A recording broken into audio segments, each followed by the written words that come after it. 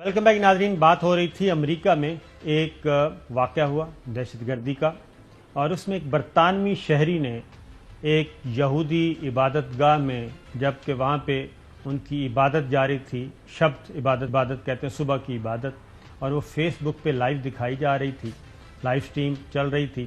اس دوران ایک برطانوی شہری نے ان چاروں کو، یہودی ربی سمیت چاروں یہودیوں کو یرغمال بنا لیا، اور پھر ان کو یرغمال بنانے کے بعد اپنا مطالبہ پیش کیا. مطالبہ تھا کہ ڈاکٹر عافیہ صدیقی کو رہا کیا جائے.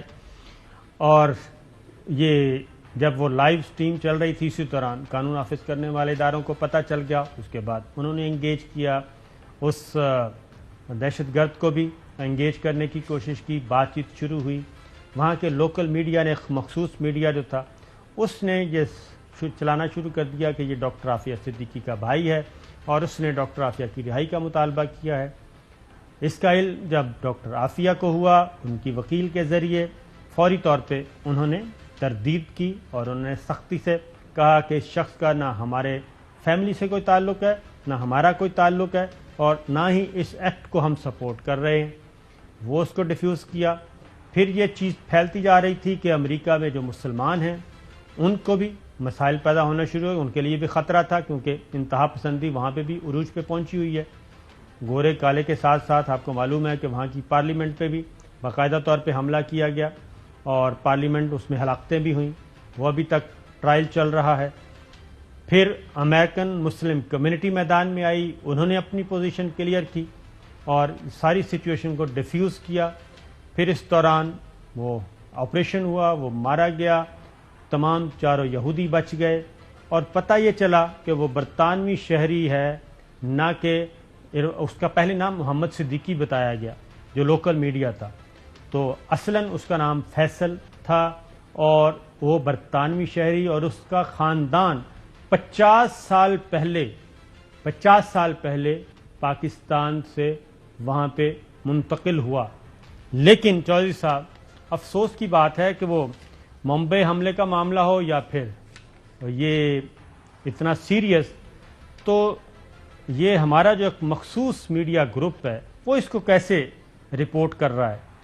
پورا باکس لگا کے ان کی خواہش ہوتی ہے. جی ہاں، کہ پاکستان کسی نہ کسی طرح یعنی بیڈ نیم جو ہے پاکستان پر آئے، بدنامی جو ہے، بےزتی ہو پاکستان کی. جی ہاں، یہ افسوس ہے. اسی تھالی سے کھانا، اسی پہ، یعنی کیا میں کہوں.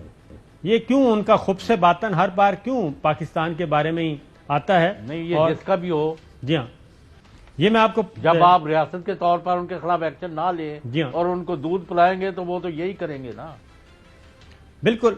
یہ دیکھیں، وہ خبر کی جو پورا باکس لگا کے خبر لگائی ہے، اور اس میں ایک باقاعدہ ہائی لائٹ کیا ہے، اور وہ ہے جی ٹیکساس فائرنگ کے مرکزی کردار فیصل ملک کے والد کا تعلق جہلم سے ہے، اور برطانیہ میں وہ بنیاد پرست بنا.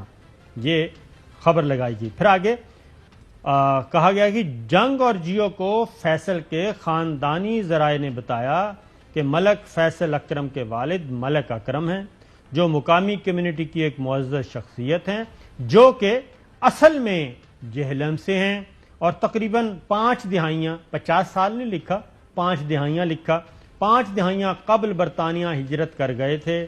اور مقامی سیاست، ملک اکرم اور ان کا قریبی خاندان مقامی سیاست میں شامل رہا، لیبر پارٹی کے کونسلر ہیں. یہ چیزیں چودھری صاحب پاکستان کو اتنا بے یارو مددگار، اور ہر وقت آپ کی بات صحیح ہے کہ اگر ایک دفعہ ہی گرفت کی جاتی تو میرا خیال ہے زیادہ بہتر تھا. اب